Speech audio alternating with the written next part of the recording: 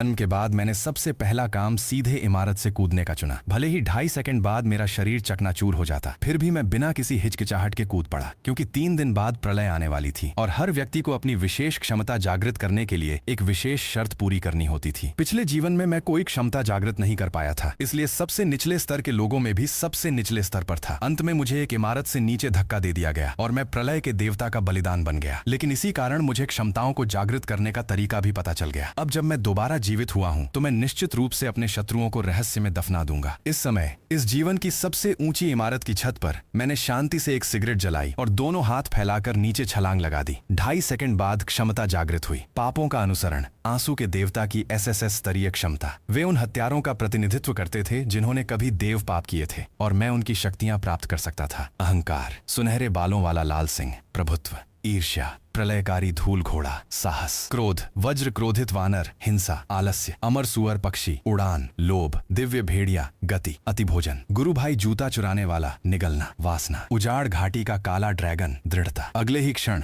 मेरे शरीर के भीतर से एक गूंजती हुई फुसफुसाहट निकली और मैं तुरंत हवा में तैरने लगा। फिर मैं सीधे एक बड़े उत्पादन कारखाने की ओर उड़ गया। प्रलय में 5 वर्ष जीवित रहने के कारण मुझे अच्छी तरह पता था कि उस समय सबसे अधिक मूल्यवान वस्तुएं वास्तविक हथियार और उपकरण होंगे। मैंने पहले से तैयार की हुई एक सूची कारखाने के मालिक को दी। इन सामानों को 3 दिनों के भीतर इस पते पर पहुंचा दीजिए। कारखाने के मालिक ने कठिनाई भरा चेहरा बनाया। सर, हमारे कारखाने का हर दिन का उत्पादन पहले से तय रहता है। आप अचानक इतना बड़ा ऑर्डर दे रहे हैं, 3 दिनों में पूरा करना बहुत मुश्किल होगा। ये सुनकर मैं हंसा। पैसे ज्यादा मिलेंगे। मालिक ने तुरंत मुस्कुराते हुए कहा, सर चिंता मत कीजिए, गोदाम में जो माल मौजूद है उसे पहले आपके लिए भेज देता हूँ। दूसरे दिन सामान की व्यवस्था करने के बाद मैं एक 5 सितारा होटल पहुंचा और सीधे राष्ट्रपति स्वीट बुक कर लिया। यहाँ जगह बहुत बड़ी थी, सामान जमा करने के लिए उपयुक्त थी, ऊंची मंजिल होने के कारण सुरक्षा भी अधिक थी। सबसे महत्वपूर्ण बात यह थी कि यहाँ पूरा जनरेटर सिस्टम मौजूद था जो प्रलय के बाद काम आने वाला था। इस तरह भोजन और अस्थायी निवास की समस्या हल हो गई। प्रलय आने में अब केवल 2 दिन बचे थे। मुझे अपने पिछले जीवन के हिसाब भी चुकता करने थे। पिछले जीवन में मैं 5 साल तक जीवित रह सका था, तो उसका कारण था एक एस स्तरीय स्मृति क्षमता वाली लड़की, सु वानशिन। वो जन्म से ही प्रसिद्ध थी और भविष्य देखने की अद्भुत क्षमता रखती थी। लेकिन पिछले जीवन में चेंग परिवार के भाई बहन ने उसे फांसा कर मरवा दिया था और मैं बदला लेने में असमर्थ था। इस जीवन में मैं पहले उसकी रक्षा करूंगा और फिर चेंग फेंग तथा चेंग सुयान से खून का बदला खून से लूंगा। इसलिए मैं तुरंत न्यू मून पियानो प्रशिक्षण संस्थान पहुंचा। सुना था कि सु वानशिन यहाँ बच्चों को पियानो सिखाती है। दरवाजे के अंदर जाने से पहले ही मैंने देखा कि एक सुंदर मध्यम आयु की महिला चाकू उठाकर सु वानशिन के चेहरे को काटने ही वाली थी। कोई आश्चर्य नहीं कि पिछले जीवन में वानशिन हमेशा काला घूंघट पहनती थी, तो उसका चेहरा आज ही बिगाड़ा गया था। सौभाग्य से इस बार मैं समय पर पहुंच गया था। अभी तक उसे चोट नहीं लगी थी। मैं तुरंत उस महिला के सामने गया और उसे एक